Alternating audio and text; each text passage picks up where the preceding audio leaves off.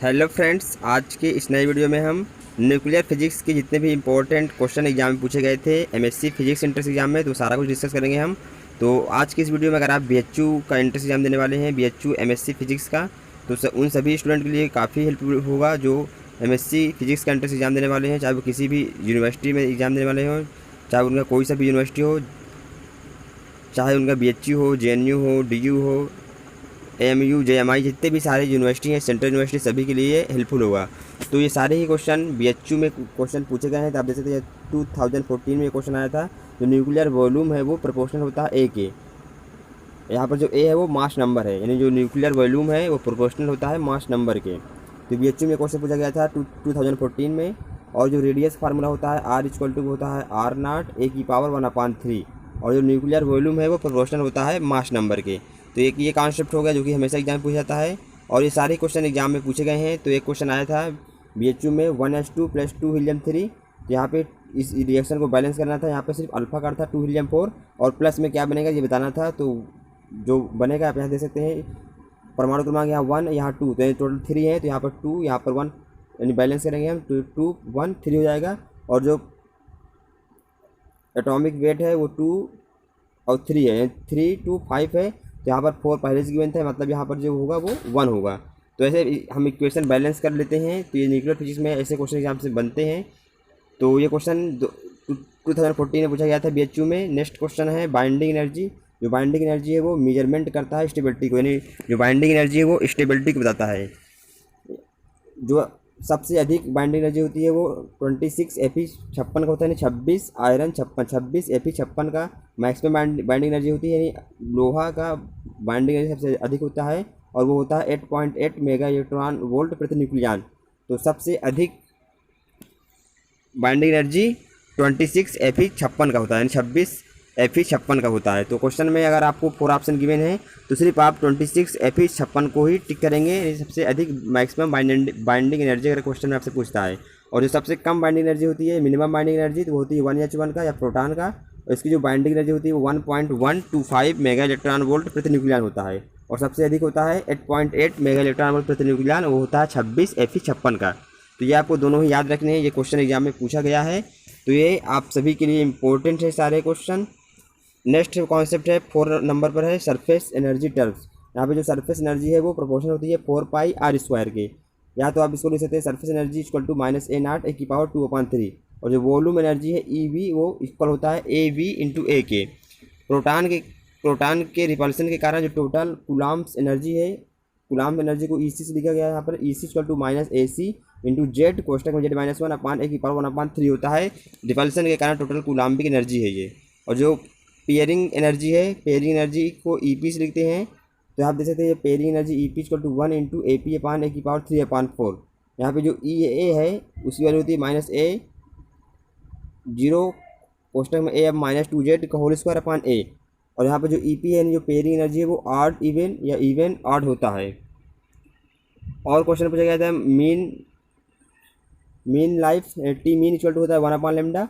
और जो अर्ध आयु है T1/2 होता है वो 0.693/λ होता है। यहाँ पर जो लेमडा है वो 6 नियतांक है। और T1/2 जो है वो अर्ध आयु है या हाल्फ लाइफ है।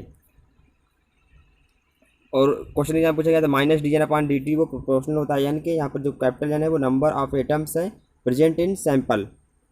तो -dN/dt प्रोपोर्शनल टू n के। नेक्स्ट क्वेश्चन यहाँ पूछा गया था रेडियल एक्टिविटी की 3 यूनिट होती है, क्यूरी, रदरफोर्ड, बैकरल। यानी रेडियल एक्टिविटी की 3 यूनिट होती हैं। अगर आपसे क्वेश्चन पूछता है 4 ऑप्शन दे देगा, पूछेगा कौन सा रेडियल एक्टिविटी की यूनिट नहीं है, तो ऑप्शन फर्स्ट कोई भी ऑप्शन दे सकता है आपको, क्यूरी, रदरफोर्ड, बैकरल। तो इन तीनों के अलावा जो भी है वो इसकी यूनिट नहीं होगा। सिर्फ रेडियल एक्टिविटी की 3 यूनिट होती हैं, क्यूरी, रदरफोर्ड और बैकरल। और जो 1 क्यूरी इक्वल होता है वो 1 क्यूरी में होता है 3.7 × 10⁻10 डिस्टिंग्रेशन पर सेकेंड होता है। और 1 रदरफोर्ड में होता है 10⁶ डिस्टिंग्यूशन पर सेकेंड। और 1 बैकरल में होता है 1 डिस्टिंग्यूशन पर सेकेंड। तो ये आपको रिलेशन भी मालूम होना चाहिए, यानी 1 क्यूरी में 3.7 × 10⁻10 डिस्टिंग्रेशन पर सेकेंड, 1 रदरफोर्ड में 10�6 और 1 बैकरल में 1 डिस्टिंग्रेशन पर सेकेंड होता है। और फिर आपको एक क्वेश्चन एग्जाम में मिला था बैलेंस इक्वेशन पर। तो इक्वेशन बैलेंस कर रहा था आपको, यहाँ पर देख सकते हैं आप परमाणु क्रमांक दोनों के रिएक्टेंट्स के और प्रोडक्ट के इक्वल होना चाहिए। तो आप जैसे परमाणु भार भी इन दोनों का इक्वल होना चाहिए इन दोनों के, तो आप रिएक्शन बैलेंस कर लेंगे। और क्वेश्चन यहाँ पूछा गया था मतलब अल्फा कण निकलता है तो परमाणु क्रमांक में कितनी कमी होती है और परमाणु भार में कितनी कमी होती है। तो अल्फा कण निकलने से उसके परमाणु क्रमांक में या एटॉमिक नंबर में 2 की कमी होती है, और जो उसका परमाणु भार है या एटॉमिक वेट है उसमें 4 की कमी होती है। यानी जब आप अल्फा कण रिलीज होगा, अल्फा कण निकलेगा तो उसके परमाणु क्रमांक में 2 की कमी और परमाणु भार में 4 की कमी होती है। और अगर आप बीटा कण निकलता है तो बीटा कण जब निकलता है तो उसके परमाणु क्रमांक में 1 बढ़ जाता है, यानी एक की वृद्धि होती है जब बीटा कण निकलता है। और जब गामा कण निकलता है तो उसके ना तो परमाणु क्रमांक और परमाणु भार दोनों में ही कोई चेंज नहीं होता है जब गामा कण निकलता है, और सिर्फ उसमें एनर्जी रिलीज होती है। तो ये आपको तीनों कांसेप्ट याद होना चाहिए। अल्फा कण में परमाणु क्रमांक में 2 की कमी, परमाणु भार में 4 की कमी, बीटा कण में परमाणु क्रमांक में सिर्फ 1 की वृद्धि, गामा कण में परमाणु क्रमांक और परमाणु भार में कोई भी चेंज नहीं होता है।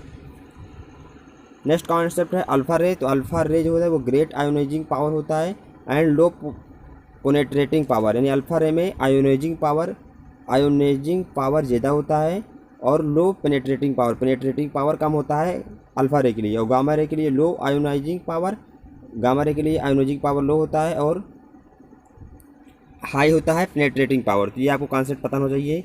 और जो एनर्जी रिलीज्ड बाय सन, तो एनर्जी जो रिलीज करती है सन वो न्यूक्लियर फिजन के कारण होता है या नाभिकीय संलयन के कारण होता है। जो सन है नाभिकीय संलयन के कारण हमें इतनी एनर्जी देती है। तो एनर्जी रिलीज्ड बाय सन तो वो न्यूक्लियर फ्यूजन है। न्यूक्लियर फ्यूजन होता है मतलब होता है विखंडन, और फ्यूजन मतलब होता है संलयन। तो एनर्जी रिलीज्ड बाय सन तो न्यूक्लियर फ्यूजन। और आप देख सकते हैं यहाँ पर एक्सोथर्मिक के लिए Q ग्रेटर देन 0 और इंडोथर्मिक के लिए Q लेस देन 0। और जो अल्फा डी के लिए जो काइनेटिक एनर्जी होती है, अल्फा डी के लिए काइनेटिक एनर्जी इक्वल टू होता है A-4/A/Q होता है। नेक्स्ट कॉन्सेप्ट है एनर्जी ऑफ गामा रे। तो गामा रे की जो एनर्जी होती है वो मेगा इलेक्ट्रॉन वोल्ट की आर्डर में निकालते हैं या मेगा इलेक्ट्रॉन वोल्ट की आर्डर में होती है। जो मेन फ्री पाथ है का फार्मूला होता है, मेन फ्री पाथ को हम लेमडा से लिखते हैं, लेमडा इक्वल टू होता है 1/n सिग्मा। और यहाँ पे जो n है वो एटम प्रति मीटर क्यूब है और सिग्मा क्रॉस सेक्शन एरिया है।